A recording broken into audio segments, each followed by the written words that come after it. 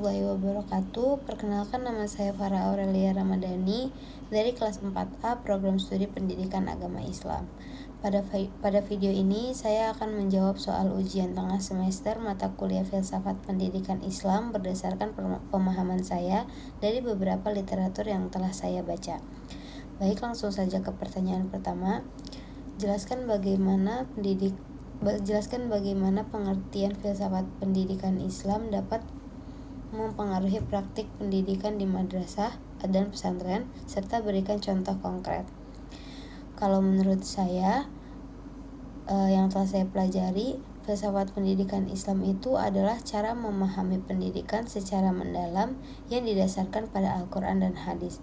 Seperti yang dijelaskan oleh Umar Al-Syaibani, pendidikan Islam itu tidak hanya fokus pada ilmu pengetahuan, tetapi juga pembentukan akhlak dan spiritual. Nah, pengaruhnya di madrasah dan pesantren itu telah jelas. Misalnya ada pembiasaan sholat berjamaah, mengaji, dan juga sikap hormat kepada guru. Jadi menurut saya, pendidikan di sana tidak hanya membuat siswa pintar, tapi juga membentuk karakter untuk kehidupan sehari-hari. Baik, langsung saja untuk pertanyaan kedua. Bandingkan filsafat pendidikan Islam dengan filsafat pendidikan Barat serta kelebihan dan kekurangannya. Menurut saya, perbedaan utamanya itu ada pada sumbernya. Kalau pendidikan Islam itu bersumber dari wahyu, sedangkan pendidikan Barat lebih mengandalkan akal dan pengalaman. Hal ini juga dijelaskan oleh Hasan Langgulu. Kelebihan pendidikan Islam adalah kuat dalam pembentukan akhlak, tapi kadang perlu lebih fleksibel mengikuti perkembangan zaman. Sedangkan pendidikan Barat unggul dalam ilmu pengetahuan dan teknologi, tapi seringkali kurang dalam aspek spiritual. Jadi menurut saya, keduanya bisa dikembangkan dalam kehidupan di pendidikan di Indonesia ini.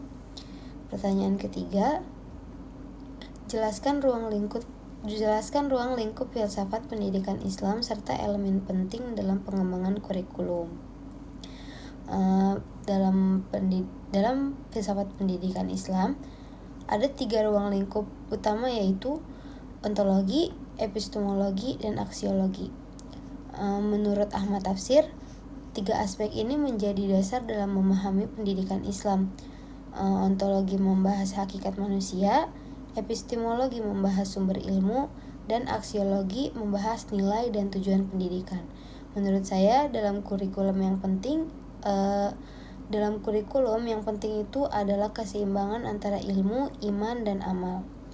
Pertanyaan yang keempat, bagaimana penerapan ontologi pendidikan Islam dalam mengatasi tantangan pendidikan saat ini?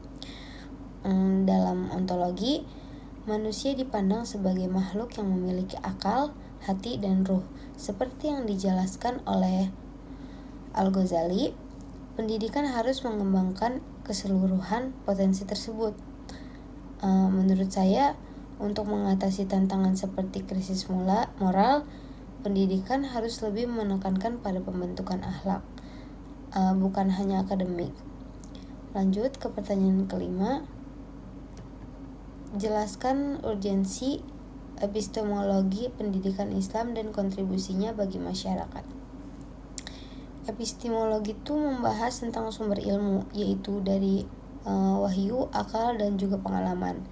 Menurut Naqib Al-Atos, ilmu dalam Islam harus tetap terhubung dengan nilai ketuhanan. Menurut saya ini penting agar ilmu tidak disalahgunakan dan bisa membentuk masyarakat yang bermoral dan bertanggung jawab. Lanjut ke pertanyaan yang keenam. Tinjau aksiologi pendidikan Islam dan pendekatan yang efektif dalam meningkatkan kualitas. Aksiologi berkaitan dengan ilmu dan tujuan pendidikan, yaitu membentuk manusia yang berakhlak. Menurut Ahmad Tafsir, tujuan utama pendidikan itu adalah membentuk akhlak mulia. Menurut saya, pendekatan yang efektif adalah keteladanan guru dan juga pembiasaan, karena siswa lebih mudah meniru daripada hanya mendengarkan atau memahami teori. Lanjut ke pertanyaan yang ketujuh. Jelaskan rancangan program pendidikan Islam yang mengintegrasikan hakikat manusia dan pendidikan. Menurut saya, program pendidikan Islam harus memiliki beberapa komponen utama seperti tujuan, kurikulum, metode, guru, dan evaluasi.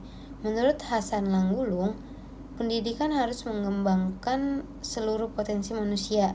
Jadi program pendidikan harus seimbang antara ilmu pengetahuan dan juga pembentukan akhlak.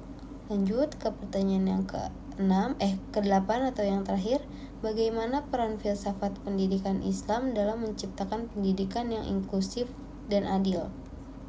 Menurut saya, pendidikan harus memberikan kesempatan yang sama bagi semua orang.